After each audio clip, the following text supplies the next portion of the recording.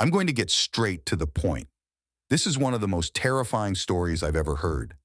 It was sent to me 2 years ago by someone named Gemini24, who has since deleted their Reddit account, and I have no idea what happened to them. I've featured this story several times since starting my YouTube career, and it remains the scariest one I've encountered. I believe it deserves its own video, so I hope you enjoy it.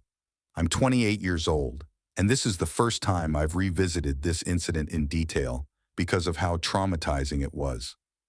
I met my ex-girlfriend in California in 2010.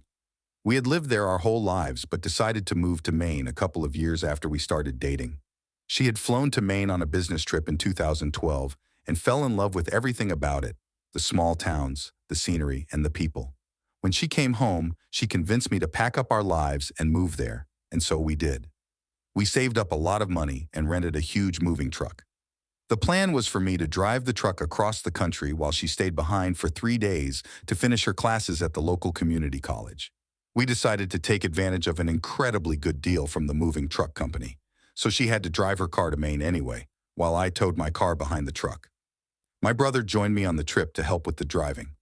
The drive was obviously very long. When my brother and I arrived in Maine about 4 days later, we were exhausted. After unloading the truck and sleeping for about 16 hours, we decided to visit the small town of Belfast, which was about 14 miles away from my new house.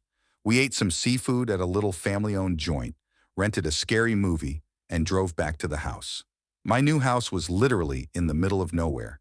During the day, the view of the lake in my backyard was amazing, the surrounding woods were awesome, and everything was beautiful. At night, it was a different story. The house was incredibly creepy. It was surrounded by windows, and at night, you couldn't see anything outside. However, if someone was outside, they could easily see in. My brother had a flight booked back to California the following day, so we woke up very early to drive to Portland, where the airport was. After dropping him off, I made it back to the house alone. I wasn't able to make any phone calls or watch any cable TV because we had no service out there yet, and no cable or internet was hooked up. My cell phone didn't work anywhere on the property. The only thing I had was a box of DVDs. When I got back, I decided to try out my new fishing pole that we had bought in town. I wasn't out at the lake very long because it started to get dark very quickly in the fall.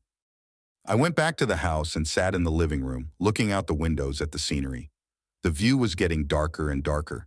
I turned on all the lights in the house and quickly became creeped out as it became pitch black outside. Imagine being in the middle of the forest, in the middle of nowhere, at night, and not being able to see your own hand in front of your face.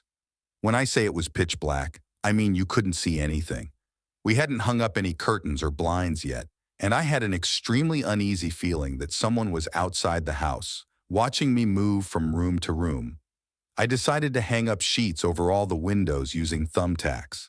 I sat on the couch in the living room and put on a funny movie to try to shake the unnerving feeling I had. It didn't work. Eventually, I realized I had to try to get some sleep. My eyelids were becoming sore, and I was getting very tired. I covered myself with blankets on the couch and turned off the TV.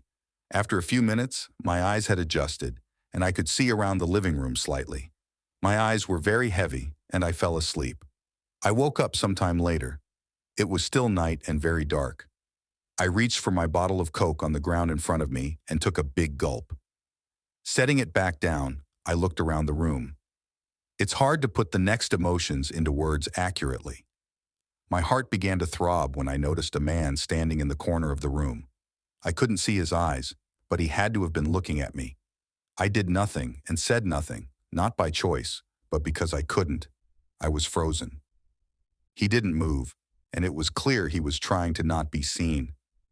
After a few moments, I tried to think rationally and logically.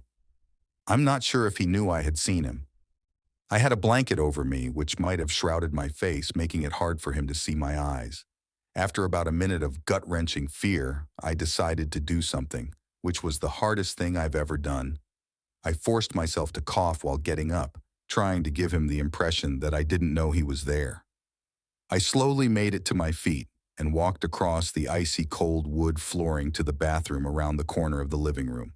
He didn't move. I made it into the bathroom and closed the door, slowly turning the lock to the upright position. Tears streamed down my face as I backed up into the bathtub behind me, staring at the door. I suddenly realized there was a small window above the bathtub that I could most likely crawl through. I moved to the shower curtain as silently as I could and reached up to the window lock. I unlocked it and tried sliding the window open to the left. The window began to squeak when I pulled it open, and I froze, hoping the man didn't hear it. A couple of seconds later, I heard a tapping on the bathroom door. It wasn't a knock but a tap, and it didn't sound like the tap of a finger. It sounded like metal, like he was tapping a knife against the door. At this point, I realized that the man either knew what I was doing or simply wanted me to know he was outside the door. Adrenaline took over completely, and I slid the window open, pushing the screen out onto the ground. I tried not to make any noise as I jumped up and began squeezing my body through the small window. My head and upper body were out, and I could no longer see inside the bathroom, only the dense dark woods in front of me. I was pulling my legs through the window when I suddenly felt the man grab my foot. Before I could react, I felt my ankle being sliced open. I let out a noise of shock and surprise as I pulled out of his grasp and fell to the ground. I started heaving and felt as if my heart would explode. I stood up, looked around quickly, and dashed into the woods, falling to the ground and looking back at the house and the bathroom window. My ankle throbbed with pain, and when I touched it, my hand came away covered in slick blood.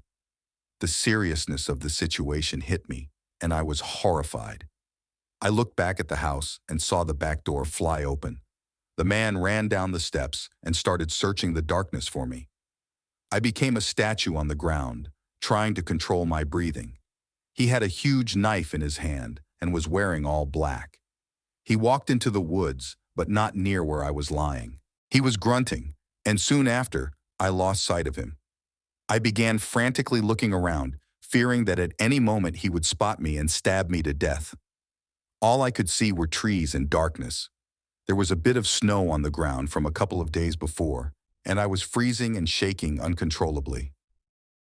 About 10 minutes later, I saw the man walk out from the trees where he had entered and head back inside the house. I remained hidden outside for the rest of the night, and fortunately, the sun began to rise about an hour later. With daylight fully illuminating my surroundings, I felt more confident that the man had left. I decided it was time to move. I got to my feet and walked around to the front of the house. The front door was left wide open. I cautiously approached it and looked inside. Seeing nothing, I took a few steps in and grabbed my car keys, which were hanging on a hook by the front door. I ran back to my car, unlocked it, got inside, and started the engine. I backed out of the long driveway and drove to a small general store a few miles from my house. This is where the story ends. I got away, and so did the intruder. My ankle was badly cut, but it healed after a few months without any issues.